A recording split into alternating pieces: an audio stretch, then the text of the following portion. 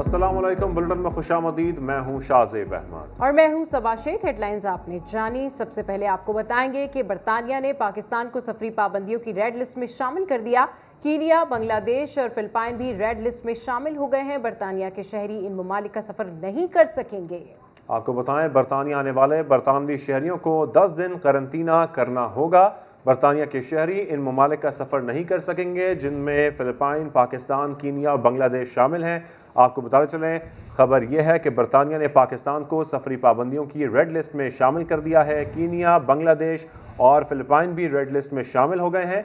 बरतानिया के शहरी इन ममालिक का सफ़र नहीं कर सकेंगे, जबकि बरतानिया आने वाले बरतानवी शहरियों को 10 दिन करंतना करना होगा। आगे बढ़े और आपको बताएं, कानूनी महाज पर तहरीक इंसाफ को बड़ा धचका। NA-75 डस्का में दोबारा पोलिंग का फैसला बरकरार। सुप्रीम कोर्ट ने PTI की अपील खारिज कर दी।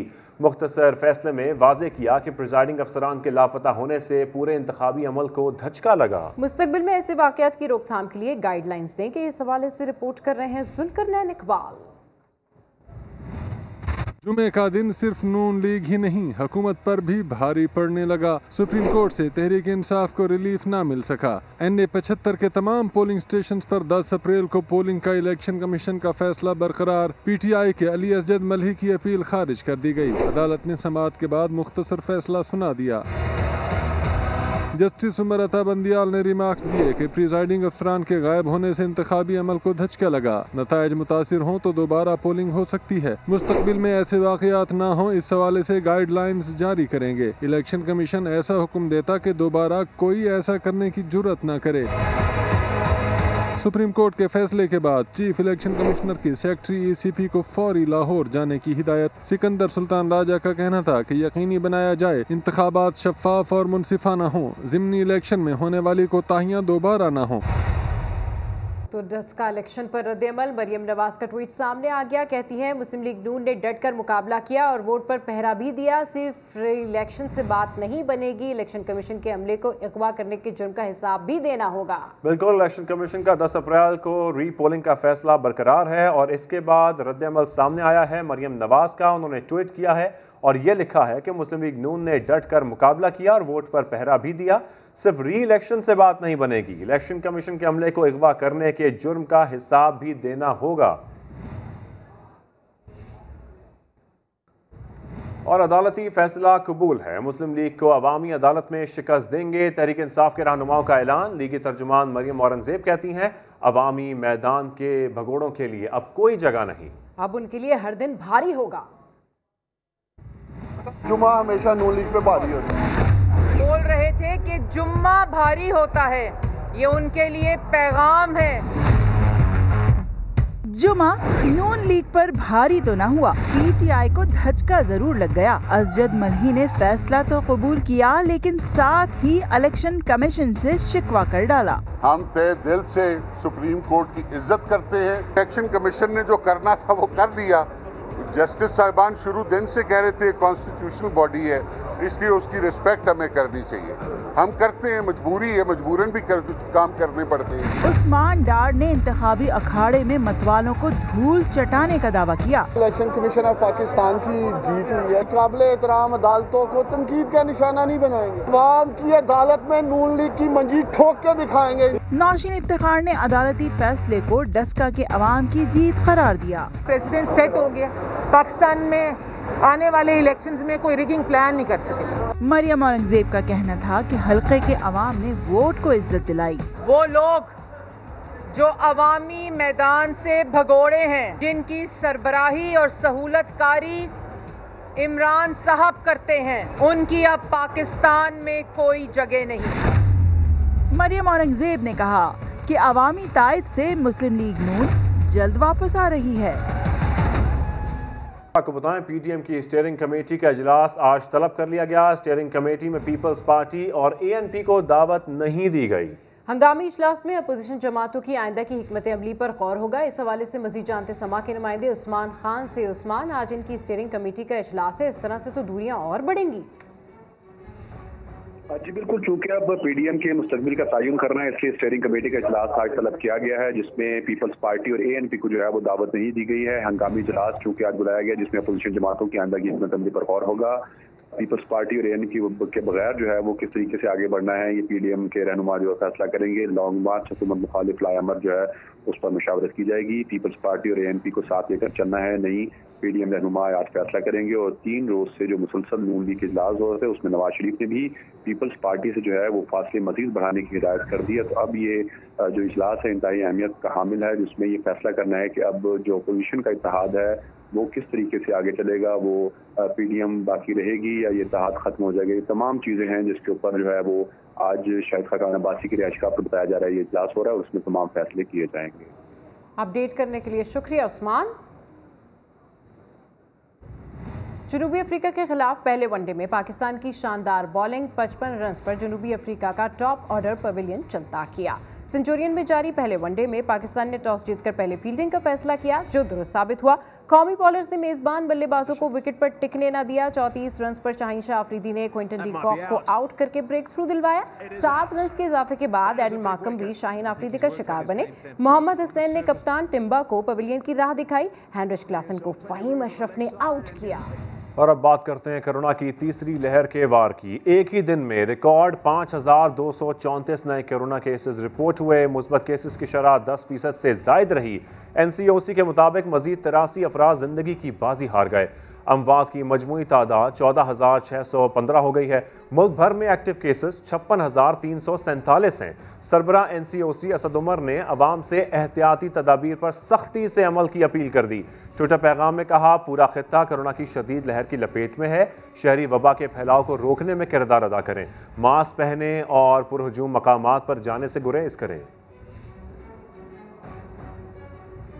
लाहौर की बात कर लेते हैं, जहां कोरोना केसेस में इजाफे से सरकारी और निजी अस्पतालों पर दबाव बढ़ गया है। सर्विसेज अस्पताल में तमाम ऑक्सीजन बेड्स भर गए हैं। शहर में अब तक 1 लाख अफराद को वैक्सीन लगाई जा चुकी है। इस हवाले से रिपोर्ट कर रहे हैं दानियाल उमर। आगे बढ़ते हैं और आपको बताएं कि फैसलाबाद के इलाके गुलामाबाद में आग और धुएं से मुतासरा एक और बच्ची जाँ बहक हो गई। 2 बच्चे ताहाल एलाइड अस्पताल में जेर इलाज हैं। तफसीलात जानते हैं यूसुफ चीमा से। अपडेट कीजिए यूसुफ। फैसलाबाद के इलाके गुलामाबाद में आग और धुएं से मुतासरा एक और बच्ची जाँ बहक हो गई है। अफसोसनाक वाक़या पेश आया। 2 बच्चे ताहाल एलाइड अस्पताल में ज़ेर इलाज हैं, जिनका एलाइड अस्पताल में इलाज जारी है।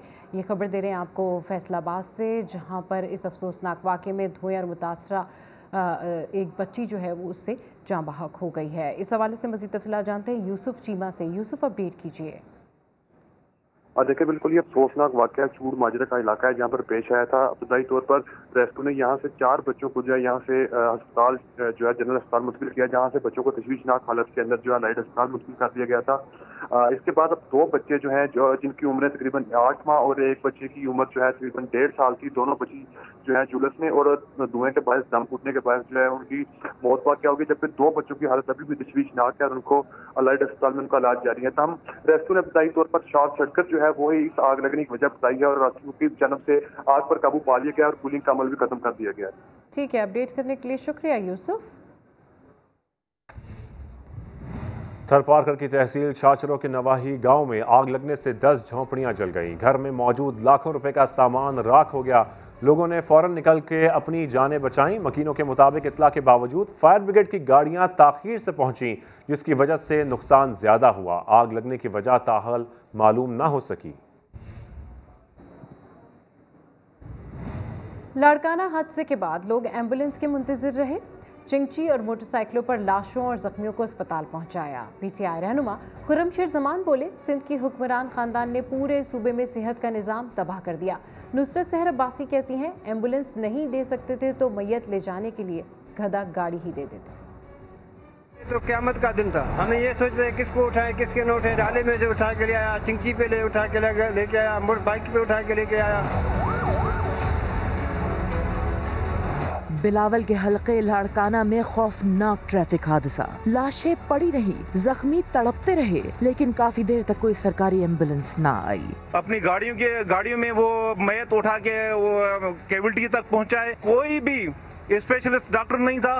पीटीआई रहनुमा खुर्रम शेर जमान कहते हैं पीपल्स पार्टी जब तक बरसर इख्तिदार रहेगी सिंध के हालात बद से बदतर होते जाएंगे। रोना तो ये है पूरे सूबे का पैसा जो कहते हैं इन्होंने लाड़काना में लगा दिया, लाड़काना के भी हालात ऐसे हैं। मुस्लिम लीग फंक्शनल की रहनुमा नुसरत सहर अब्बासी ने कहा गरीब को मरने के बाद भी अस्पताल में इज्जत नहीं मिलती। बिलावल, आपकी फूफो साहिबा ने नोटिफिकेशन निकाल दिया है कि एम्बुलेंस लाशें उठाने के लिए नहीं है। मैं आपसे रिक्वेस्ट करती हूँ कोई ऐसा नोटिफिकेशन निकाल दें कि आप एम्बुलेंस में गरीबों की लाशें नहीं ले जा सकते तो गधे गाड़ी ही गवर्नमेंट रिलीज कर दे उनको। नुसरत सहर अब्बासी कहती हैं सिंध के हालात अगर यही रहे तो आवाम अपने हक के लिए सड़कों पर निकल आएंगे। लाड़काना में आवारा कुत्तों के काटने के वाक़यात में कमी ना आ सकी। आज मुख्तलिफ इलाकों में कुत्तों ने मजीद 21 अफराद को काट कर जख्मी कर दिया। मजीद जानते हैं समा के नुमाइंदे नवीद लाड़क से। नवीद, इन जख्मियों को वैक्सीन दी गई? शाहजद, बिल्कुल ये वैक्सीन दी गई, लेकिन ये लाड़काना में जो सगे कजीदगी के वाक़यात हैं उनमें कमी ना आ सकी है। सिंध हाई कोर्ट के बावजूद हुक्म के बावजूद जिला भर में कुत्तों की भरमार है और आज भी मुख्तलिफ इलाकों में जो है मजीद 21 अफराद को जो है कुत्तों ने काट कर जख्मी कर दिया, जिनको जो है मुतासर अफराद को तनका अस्पताल के ARV जो वैक्सीनेशन सेंटर वहाँ पर लाया गया। बच्चे और खवातीन भी जो है वो इन जख्मियों में शामिल है जिनकी वैक्सीनेशन जो है वो लगाई गई। वो तकरीबन रोजाना के बुनियाद पे 20 से 30 अफराद जो है वो कुत्ते की काटने की वजह से इनको अस्पताल लाया जा रहा है। ठीक है नवीद, बहुत शुक्रिया।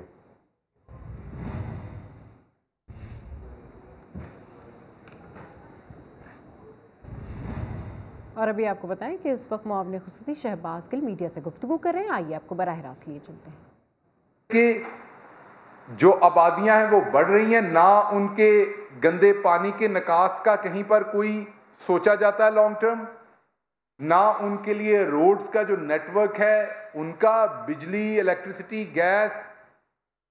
तो बुनियादी जो पर्पस था इस मंसूबे को लाने का वो था ही माहौलियात का बचाव। तो प्राइम मिनिस्टर साहब ने यह फैसला किया कि लाहौर के करीब एक नया शहर बनाया जाए जो कि इनएविटेबल है। इनएविटेबल इसलिए है कि अगर हम प्लान्ड सिटी नहीं भी बनाएंगे तो अनप्लान्ड ग्रोथ तो हो रही है, इसने वैसे ही वहां तक बढ़ जाना है। अब अगर आप लाहौर को देखें तो पत्तों तक तो लाहौर ऑलमोस्ट जा चुका है, मांगा मंडी पत्तों तक, और इसी तरह दूसरी साइड्स पे कसूर की तरफ देखिए कितना आगे तक चला गया है। तो अनप्लान्ड इसने बढ़ना, उससे बेहतर है कि प्लान करें। दूसरा एस्पेक्ट इसमें है रावी रिवर, दरियाए रावी। आज हम उसको दरियाए रावी इसलिए कहते हैं कि हमारे बड़े बूढ़ों ने हमें बताया हुआ है कि ये दरियाए रावी है, उसकी एक सकाफत है, उसके दोनों किनारों पे बसने वाले लोगों की बूदोबाश, लाइवलीहुड, उसकी एक सकाफत, लोग जो टेल्स हैं, फोक टेल्स हैं, वो हमने सुन रखी हैं, कहानियां, किस्से। लेकिन आज तो वो एक गंदे पानी का जौहर है। उसमें साल में कोई एक आध महीना पानी आता, बाकी सारा टाइम तो उसमें गंदगी का पानी बहता है। आपने जो स्कूल में रिवर रावी के बारे में पढ़ा था, जब आप अपने छोटे बच्चे को अगर जाके कहेंगे कि ये दरिया है, तो ऐसे ही है जैसे नवाज शरीफ साहब के बारे में कहेंगे ये ईमानदार सियासतदान है, जैसे उनका ईमानदारी से कोई लेना देना नहीं है। ऐसे ही रावी का रिवर के साथ, दरिया के साथ कोई लेना देना नहीं है, क्योंकि बचपन से जब हम सुनते हैं दरिया का लफ्ज, नदी का लफ्ज, तो वो साफ पाक पानी होता है। आप एक चश्मे को इमेजिन करते हैं, एक बहते हुए दरिया को इमेजिन करते हैं, उसकी आवाज को इमेजिन करते हैं, उसकी खूबसूरती को इमेजिन करते हैं, उसके इर्द गिर्द हरियाली को इमेजिन करते हैं, उसके इर्द गिर्द लाइवलीहुड को इमेजिन करते हैं। लेकिन अब वहां क्या है? तौफन, बदबू। जैसे करप्शन की पाकिस्तान में तौफन और बदबू है जो चीख चीख के NRO मांग रही है, उसी तरीके से तौफन और बदबू जो है वो उस रिवर रावी के अंदर से निकल रही है, जो जौहर बना हुआ है, गंदे पानी के निकास का नाला है। ये हर शहरी के लिए बहुत तकलीफदेह है, और खसूसन फिर आपको पता है प्राइम मिनिस्टर इमरान खान, आपको बताएं कि मुआविन खुसूसी शहबाज गिल इस वक्त मीडिया से गुफ्तगू कर रहे हैं, जिसमें उन्होंने स्ट्रक्चरल डेवलपमेंट की बात की और उन्होंने कहा कि दरियाए रावी अब गंदे पानी का जौहर है। तो पेशावर के वर्सिक रोड का इलाका पटवार वाला जहां मार्बल फैक्ट्रीज की भरमार है, मगर इससे निकलने वाले जहरीले पानी की निकासी का कोई इंतजाम नहीं। इलाके में बिजली और गैस नापैद, राब्ता पुल भी टूट फूट का शिकार हैं। मेरा नाम मोहम्मद काशिफ अफरीदी है और मैं वर्सक रोड के इलाके पुटवारबाला का रिहायशी हूँ। सड़क किनारे के ये मार्बल फैक्ट्रियाँ आवाम के लिए खतरा। यहाँ सैकड़ों मार्बल फैक्ट्रियाँ मौजूद है, लेकिन इनसे निकलने वाले जहरीले पानी की निकासी के लिए कोई खास इंतजाम मौजूद नहीं।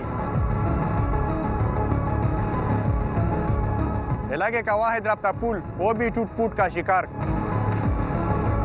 कचरा और गंदगी के ढेर, लेकिन सफाई का कोई इंतजाम नहीं। इलाका वर्सक डैम की हदूद में, मगर बिजली निदारत। दिन हो या रात, बच्चे हो या बड़े, सभी बिजली की लोडशेडिंग से परेशान। मुंतखब MNAs और MPs बड़े बड़े ओहदों पर, मगर मसाइल जू के तू।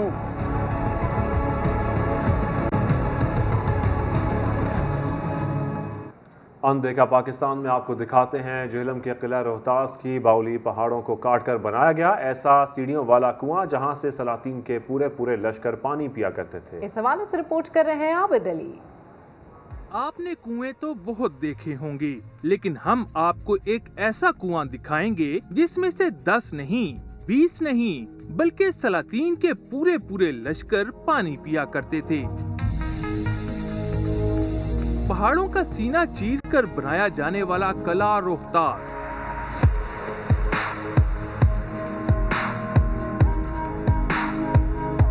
जिसकी मजबूत फसीलों के अंदर अलिफ की मानिंद बड़ा कुआं, जिसे सीढ़ियों ने बाउली बना दिया। ये कुआं किले में मौजूद हजारों फौजियों की आबी जरूरत पूरी करता था। रोहतास में 3 बावलियां हैं। एक जो सबसे पहले बनाई गई थी, जब उसकी तमीर शुरू की गई, वहाँ मजदूरों के लिए और कारीगरों के लिए उनकी पानी की या लंगर के पानी के लिए उसकी, तो उसको लंगरखानी बावली कहते हैं। ये बावली जो थी ये सिर्फ फौज के लिए, जो वहाँ सिपाही मुतय्यन थे, क्योंकि उनकी बड़ी कसीर तादाद थी और खुसूसी तौर पर शेरशाह सूरी ने गखड़ों की सरकोबी के लिए उनको यहाँ ठहराया था। और इसकी जो ख़ास बात ये है कि एक तो ये टोटल जो है पत्थर को तराश कर बनाई गई है। ये ऊपर से नीचे तक इसके अंदर पत्थर है। इसकी सीढ़ियाँ जो हैं वो 140 सीढ़ियाँ हैं और हर 15 सीढ़ियों के बाद इसके जो एक प्लेटफार्म सा बनाया गया है जो तकरीबन 20 फुट चौड़ा है, जहाँ पानी में नीचे जाने वाले लोग वापसी में जहाँ थोड़ा सा सस्ता लें या थोड़ा सा आराम कर लें। सदियां गुजर गईं, लेकिन मौसम के वार इसकी मजबूत दीवारों को शिकस्त ना दे सके। इसके फने तामीर में मुख्तलिफ सकाफतों का अक्स नुमायां है। या किले तामीर हुए हैं या बौलियाँ हैं, तो ये जो है सेंट्रलिशियन स्टाइल जो है ना वो चला आ रहा है। और स्टिल्स जो है ना हम देखते हैं कि सेंट्रलिशियन जो इम्पैक्ट है वो हम अपने आर्ट में, आर्किटेक्चर में, अपने कल्चर में जो है ना वो ऑब्ज़र्व करते हैं। तो इनके चूँकि ये पत्थर का साइज़ जो है वो काफ़ी बड़े होते हैं और वेट में भी काफ़ी ज़्यादा होते हैं, तो ये शो करते हैं कि ये जो है इंजीनियरिंग में और आर्किटेक्चर में ये लोग काफ़ी महारत हासिल करते थे। ज़ेरे ज़मीन आबी निज़ाम के तहत पानी इस बाउली में पहुंचाया जाता था। सियाहों की गैर संजीदगी ने बड़ा रंग दिखाया, लेकिन इसका पानी तो आज भी साफ और शफाफ है। स्टीम का पानी जो है वो इसमें प्रोवाइड किया गया था और ये स्टीम जो है जो पानी के रिक्वायरमेंट थी उसको पूरा करती थी। ये बाउली जरनैली रोड पर फैली बेशुमार बाउलियों की सरदार है, जो शेरशाह सूरी की दूर अंदेशी और अस्करी हिकमते अमली की एक जिंदा मिसाल है।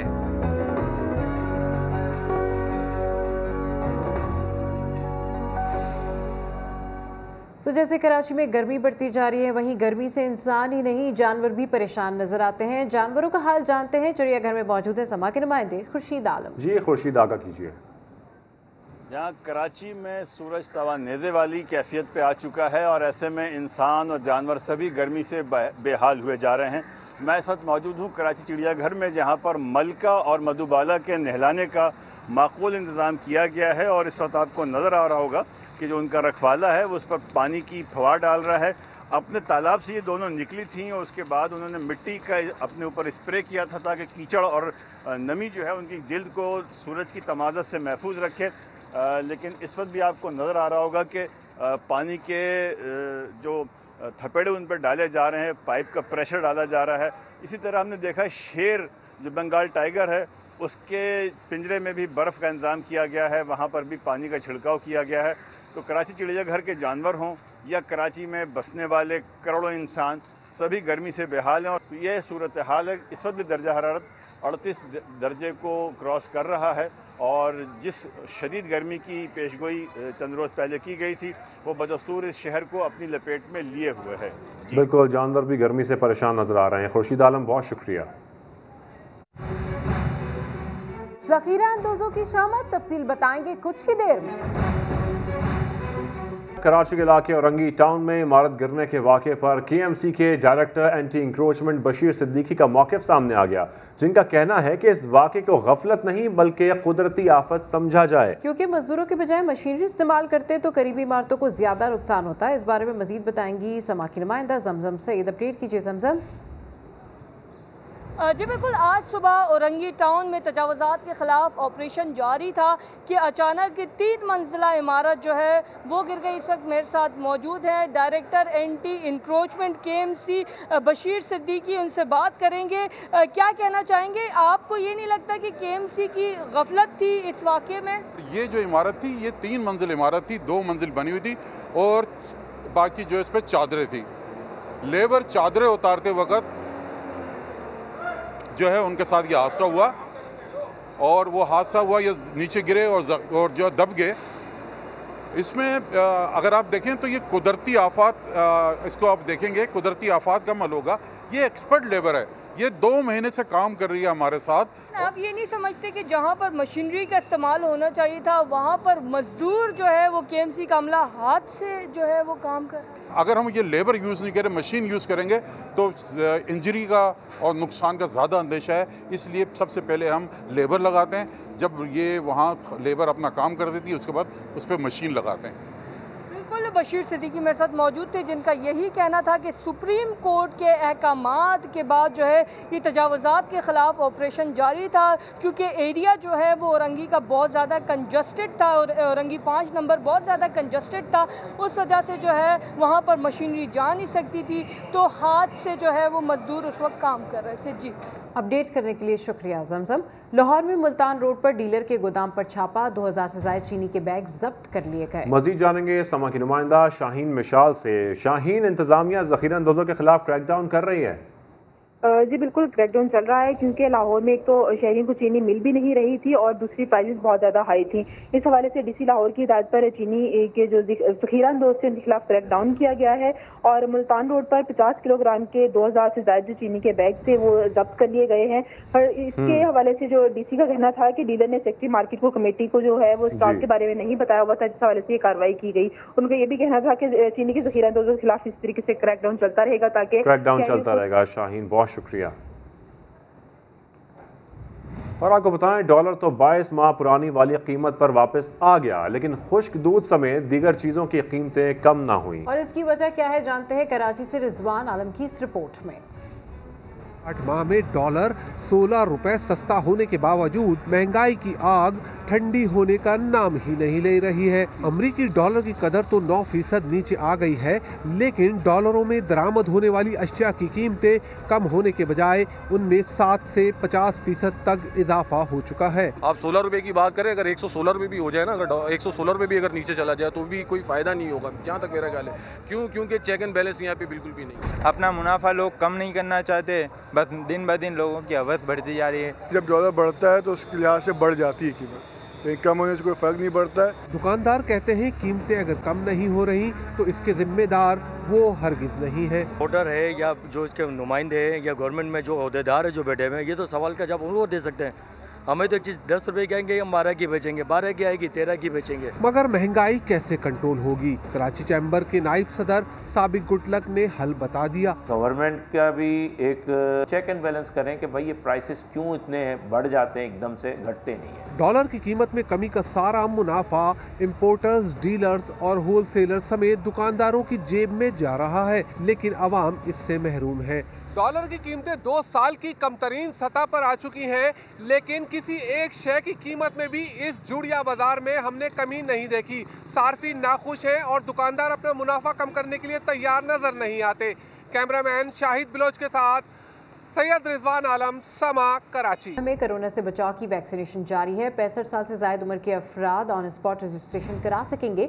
NCOC के मुताबिक 65 साल से जायद उम्र वाले शहरी शनाख्ती कार्ड के साथ वैक्सीनेशन सेंटर जाएं। उनकी रजिस्ट्रेशन और वैक्सीनेशन फौरी कर दी जाएगी। NCOC ने वैक्सीन की खरीदारी पर इत्मीनान का इजहार किया। एलामिया के मुताबिक साइनोफार्म वैक्सीन की 10 लाख खुराकें वसूल हो चुकी हैं, जो तमाम सूबों में तकसीम कर दी गई।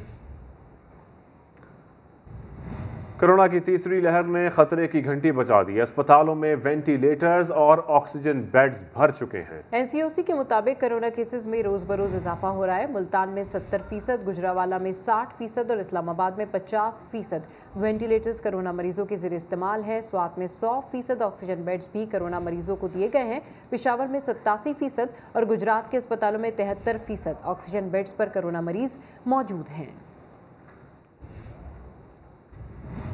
कोरोना वैक्सीन कैसे काम करती है और कितने दिन में इसका असर होता है, ये बता रहे हैं मुदस्सिर नज़ीर। सबसे पहले ये जानना ज़रूरी है कि वैक्सीन सिर्फ कोरोना से बचाव का तरीका है, मर्ज़ की दवा नहीं जो फौरी इलाज करे। वैक्सीन किसी मखसूस बीमारी के हमलों के खिलाफ आपकी कुव्वत मुदाफ़त को तैयार करने का काम करती है। अब बात करते हैं कि कोरोना वैक्सीन कैसे काम करती है। आइए समझने की कोशिश करते हैं कि वैक्सीन किस तरह काम करती है। जैसे एक फौजी भर्ती होता है मगर वो लड़ नहीं सकता क्योंकि इसकी ट्रेनिंग जो नहीं होती। जूं वो ट्रेनिंग लेता है इसे अपने दुश्मन की पहचान भी हो जाती है और वो इससे लड़ना भी सीख जाता है। और ये ट्रेनिंग तकरीबन 41 रोज़ में मुकम्मल होती है। इंसानी जिस्म में वैक्सीन से बीमारी के खिलाफ कुव्वत मुदाफ़त पैदा होने का अमल भी कुछ ऐसा ही होता है। कोरोना वायरस के मुर्दा या कमज़ोर जरासीम को जिस्म में दाखिल किया जाता है और ये मरा हुआ दुश्मन इंसानी जिस्म के मुदाफ़ती निज़ाम से लड़ने की कोशिश करता है और ये मुदाफ़ती निज़ाम दुश्मन के कमज़ोर होने का भरपूर फ़ायदा उठाता है और इसे इतना वक्त मिल जाता है कि वो दुश्मन से लड़ने के लिए अपनी फ़ोर्स तैयार कर ले, जिसे मेडिकल की इस्लाह में एंटीबॉडीज़ कहते हैं। जब एंटीबॉडीज़ बन जाती हैं तो फिर कोरोना जैसे दुश्मन का वार चलना तकरीबन नामुमकिन हो जाता है। तो जनाब, इस तरह वैक्सीन आपको कोरोना से महफूज रखती है। पाकिस्तान में 4 कोरोना वैक्सीन की मंजूरी दी गई है। साइनोफार्म और कैनसाइनो चाइना की वैक्सीन है। एस्ट्राजेनेका ऑक्सफोर्ड UK की वैक्सीन है। वी स्पुतनिक वैक्सीन रशिया की वैक्सीन है। फिलहाल पाकिस्तान में चाइना की साइनोफार्म वैक्सीन लगाई जा रही है, जो माहिरीन के मुताबिक बेहतरीन वैक्सीन है। उम्मीद है इसके सुनने के बाद आपके तमाम इबाम दूर हो जाएंगे और आप ज़रूर वैक्सीन लगवाएंगे और ये बात जान लें कि कोरोना को रोकने का वाहिद हल वैक्सीन ही है। फिल वक्त इतना ही। एक ब्रेक के बाद हाजिर होंगे हेडलाइंस के साथ। देखते रहिए समा।